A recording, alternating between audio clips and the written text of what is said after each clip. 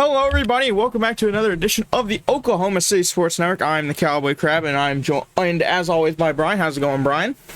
Going pretty well. It's going pretty well. How about yourself? I'm doing pretty good myself. Well, today's episode of the Oklahoma City Sports Network, we got our Week 2 recap against the Roblox Warriors. A very short game, gonna be honest. Only made it through only two quarters after a forfeit loss. Then we got tonight's a divisional matchup against the Houston Toros here tonight. We got some more to talk about that game too as well. But first, let's go ahead and get straight into the Week 2 recap against the Warriors. We'll start with the Twister sets, and then we'll move on to the Warriors, starting with the Twisters. Bailey, 14 for 15, 487 passing yards, a 93.3 completion percentage, 7 touchdowns, and no interceptions. Does the stat line get any better than that? No, I mean, I think that was, one of the most complete games you'll have. I really can't complain about that. I mean, that's what we needed. No, I mean, this might have only been a 2-quarter forfeit game, but still, that's still just a stat line that it's just perfect, basically, except for one incompletion. I mean, that's just perfect overall in the day. Yeah, I definitely have a couple of takes, but I'll let us get through what we need to get through first. All right, moving on to the receiving core, you had Gimme, 1 reception for 91 receiving yards and a touchdown. So he was a one and done on the day, going 91 yards from Gimme. Yeah, it's absolutely insane to think about. Gohan, he had 4 receptions, 79 receiving yards. Clemsta with a reception for 27 receiving yards and a touchdown. Caribbean, 5 receptions, 180 receiving yards, and 2 touchdowns. And then Samuel, 3 receptions, 110 receiving yards, and 3 touchdowns. So Caribbean getting the most yards, but Samuel getting the most touchdowns. I mean, that's getting the ball around, if you ask me. Yet our 2 big receivers, both getting over 100 receiving yards and both getting multiple touchdowns. And you had Gimme just take 1 for 91 yards. I mean, Yeah, no. I mean, definitely. Again, I mean, this is just exactly like what we saw last week. I mean, looking at the film, I mean, you cannot complain about this game. And I seriously think about it. I don't think I need any more proof because I thought I thought this team was competitive. So maybe just a little bit more. We'll see how it goes week 6. But I do just want to say this. I mean, this has just been absolutely complete. This is what we needed. This is what we want. And keep in mind, I mean, Bailey's probably going off for a couple of records here if we're playing a full game. So just remember that. Indeed, no doubt a full game. He breaks some records. At center, yeah, J.J. Vick, out of his 8 drives, he only let up 1 sack. And then defense, oh boy, we got a lot of stuff here on defense once again. Samuel getting 2 picks. Gohan with a tackle for loss. Clemsta with a pick. Bailey with a tackle for loss. J.J. Vick with a sack. And Gimme with a pick. So 4 interceptions on the night, 2 tackle for losses, and a sack from the Twisters defense. That is just incredible work from the defense. And it's always been, while I've been able to make this, while I've had this show here, it's always been defense. I've been harping on the Twisters about it. It seems somebody's finally listened. As look at these defensive stats. This might have something to do with the level of opponent we're playing right now through some of the people's eyes, and that's something I'll get into more in just a little bit. But this is what you want. This is what I've been wanting the Twisters to do. I've been wanting big plays and big playmakers on the defensive side of the ball. Yeah, no, 100%. And I just want to say this. I mean, you took the words right out of my mouth. If you are a Twisters fan, if this is a team that you root and support for, if you're seeing this again for the defense, I mean, this is just absolutely incredible. I mean, this was almost unheard of last year, if we're being honest. And I think, and I'll definitely save that take for the end, but I definitely think, again, there is something different with this Twisters team so far. And I'm not gonna sit here and say we're playing like absolute god squads, but I mean, these definitely aren't bums, but we look good. We look really good. We look well-rounded, and I mean, I look for this to continue tonight. But now we got to move on to the Warriors stats on the night. So, top Kosh out of his 3 reception, he went 13 for 26, 404 passing yards, a 50 flat completion percentage. I don't think I've ever seen that, just flat 50. 3 touchdowns and 4 interceptions, and then Dylan 1 for 1 for 64, or passing for 64 yards. Yeah, no, that game for Kosh, I mean, that was definitely a weird night, if everyone remembers specifically. I mean, yeah, I was gonna get into that in just a little bit. Yeah, we can go and talk about it. So yeah, they had their week 2 matchup against us, the Twisters, and then they went on to finish their week 1 matchup later on that night, and they lost both. And that night ended with, if I remember correctly, Kosh getting fired from the Warriors. I think if I remember this correctly, let me just double check it to make sure. I think maybe. If not, it probably should happen. Realistically, there's no disrespect thrown there. I just think if you're the Warriors football owner, DFO, you're probably getting that done there. I don't see much coming from this. Yeah, I think he was. I just can't. It's not in league announcements, but it might be in Old Football Network. Let me just look, because that might have been where it was posted. It wasn't in the league announcement. If not, then I misread something. I think. No, I think okay. So no, I think I just misread it. He was the first head coach in NFL history to lose 2 games in one night. That's what it was. Okay, my fault for saying he got fired. I misread it. To be fair, I thought he was too. So. Yeah. But I think that clock's ticking. I'm gonna just say that. Especially if they continue the path they're on. Receiving wise, though, for the Warriors, Dylan 1 reception for 17 yards. He had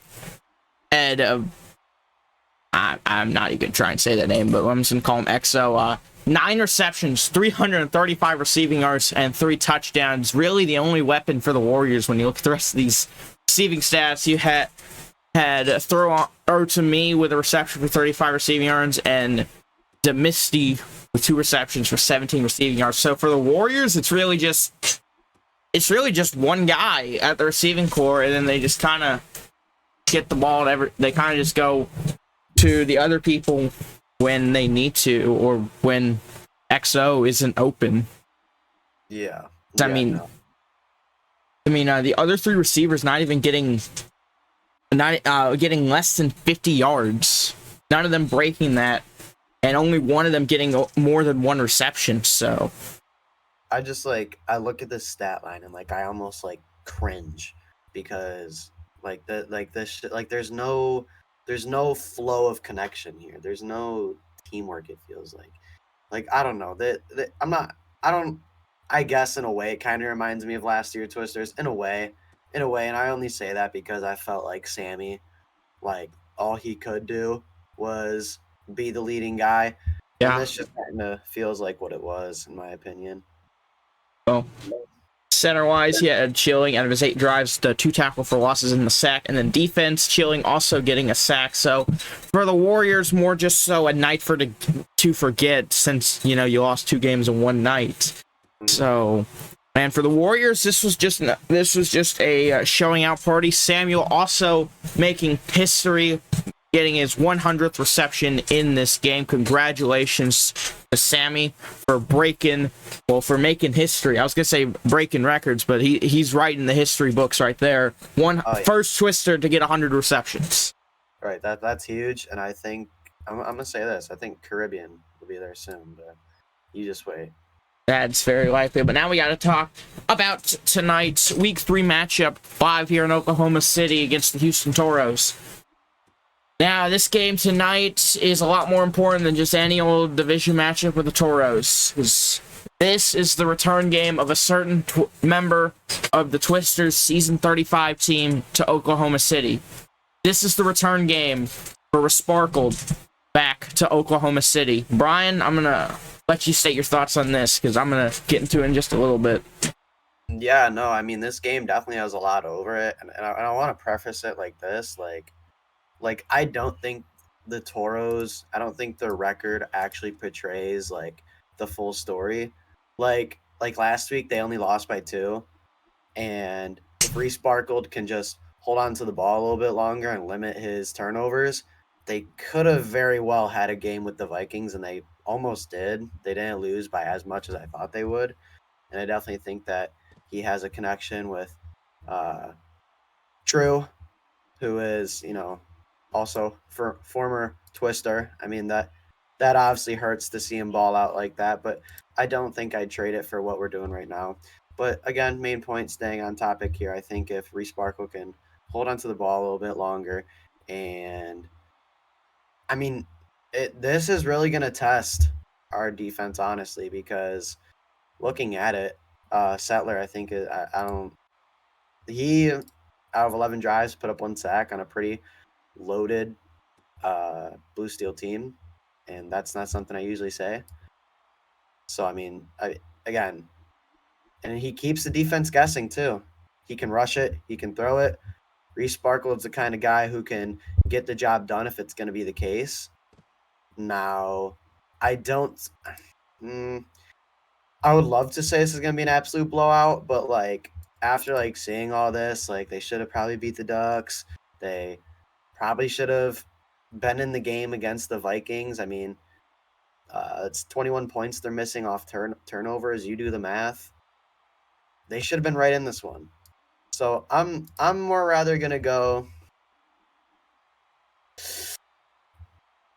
I want to say it like this. I don't think that they'll beat us, because again, I think our team's just rolling right now, like leaving like flames behind type rolling. Give me. Wow. I would like to go. Honestly, I'm gonna go 58, 58, 58, 42. I really I don't see it being a blowout, but I also don't see it being as close. I see it being a high scoring game. But again, Resparkled, it's his 3rd game. He's also coming back to the brand new stadium. Stadium's rocking 24/7. I think our defense will be rolling tonight, because so far, and I could eat my words, but you know what? I'm at the point where I'll just eat them if it's going to be the case. He's prone to turnovers. So look for someone like Sammy, who has just been hawking balls, and anyone on our defense, because shockingly enough, I guess we have a defense this season. So, Crab, go ahead. All right. Well, you basically summed up a good amount of what I was thinking about. This game, lots of importance for the Toros, franchise-wise as well, not only just for this season 38 team. For Sparkle, this game would be the win against his former team. This would be his first win as the head coach for the Toros. This would also be the first time the Toros beat the Oklahoma City Twisters in franchise history. Their first win over us. They just like everybody in the division except for the Bruisers, they have not beaten the Twisters. The Aztecs are winless against the Twisters. The Vikings are winless against the Twisters. And as of now, the Toros are winless against the Twisters. The Bruisers being the only team to have that moniker. So for Sparkle, this game, he's got a lot riding on it.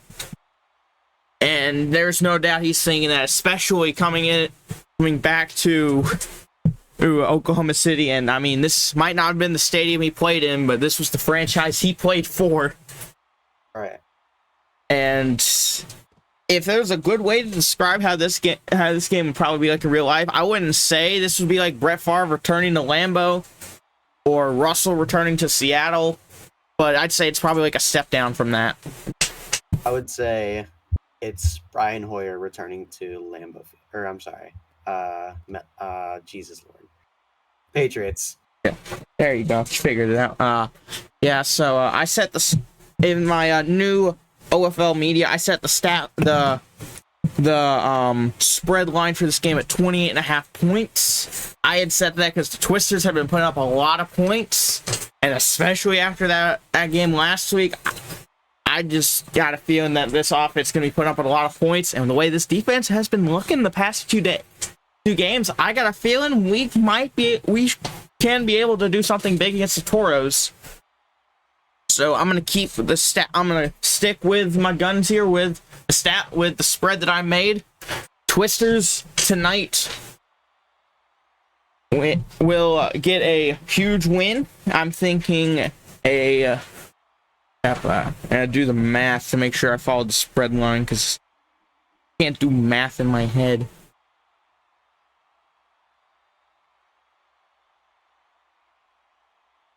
Yeah, okay, so I'm gonna stick with a final score of 56-22. Twisters get the win tonight, go 3-0.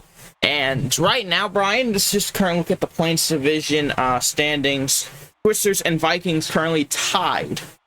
The reason the Vikings, however, with the technicality, are sitting in first place, but the only thing that they have over us is strength of schedule. We actually have the lowest strength of schedule out of the entire division. And the only team that's got a lower strength of schedule out of the entire conference is the Sky Kings. So, yeah. But I want to say like this: don't get it twisted. Well, okay, that was not a pun. I'm gonna take that as a pun. But I don't think that's our only reason why we're succeeding. I do think that we're a good team, and I want to say it like this. I think, and call me crazy, whatever. This is a team where if we very well put the forth effort, I seriously think each player on this team could win an award. Like literally sweeping the awards. Bailey didn't get to play that full game. Bailey would have, I believe. Let me say this here before I look dumb. We would have put up double-digit touchdowns. He would have been in the conversation for one of being the top passers, whether you look at touchdowns or yards. Bailey. I mean, the great part about it is this isn't what we're doing, but I just want to prove the point just because, like someone needs to be able to see this. I mean, not to interrupt you real quick, but when you just go ahead and look at the passing stats, he's already in the top 10, and he played half a game last week. Right. Imagine he plays a full game. Right. Imagine if Bailey playing the way he's playing right now feeds one guy. They're easily at number one. Blocking stats. Let me see here. I just accidentally opened Minecraft instead. JJ Vick is one of the top centers in the league, no doubt. He's let up one sack. I don't really know how the rest of these work. They've got more drives, but I mean, think about it like this: we've played 1.5 games. Oh. Gimme, he's a ball hawk. He is one interception away from leading the league, so that don't get it twisted. And I mean, not Bailey. Shockingly, Sammy or JJ Vick in pass rush stats. I would more say JJ Vick or Gohan, but it's you gotta think about it. They are at the position they're in, top 15, top 10 for these stats only because they've played 1.5 games. I think every player on our team in any position that you look at here, or at least one, could be in the top 5 for every stat line here. Like this is seriously a team that could sweep the awards. I mean it. If they genuinely tried, if it was genuinely put forth effort for, it would happen. I'm not going to say could because I know this team. I've seen how they played. It legit would happen. It's not a crazy statement if you look at it and you watch the games. But another thing is I want to talk about how crazy this thing is about Sammy. You look at pass rush stats from the top 15. Let's see. Defensive end, free safety, middle linebacker, defensive end, and all the way up to number 1. Does anybody see the difference that I pointed out there? It's definitely not middle linebacker, because a guy like that, I mean, it's not like it's rare to find around here. There's a couple in the top 20, top 25. But Bailey, I mean, oh my God, Sammy, I mean, just keeps looking like the Swiss Army knife, like he can just do anything out there. Try to stop this guy. That's all I'm gonna say. Try to stop this guy. All right. Well, before we conclude today's episode of the Oklahoma State Sports Network, I would just like to also go ahead and point out that since we are at the halfway point of the season, this is probably where the last 3 games for us going to be the tougher stretch. Next week, our first and only Eastern Conference matchup, as we will play the Atlanta Phoenix in the Victory Bowl 35 rematch again. After that, and so we play the Red Cliff Raiders, currently sitting in 2nd place of the Pacific Division. And in week 6, what could possibly be for the division, what could also potentially be for the number 1 seed, just like season 35, the Red River rivalry against the Blue Steel City Vikings. Brian, we got an interesting stretch ahead of us, but we got to talk about all of that when we get to there. We got tonight to go through against the Toros, and let's just hope we can get the win here tonight. That's right. But that is where we'll end it here for you today, folks. Representing the Oklahoma State Sports Network, I am the Cowboy Crab. Brian. The analyst of the Oklahoma State Sports Network, saying so long, everybody.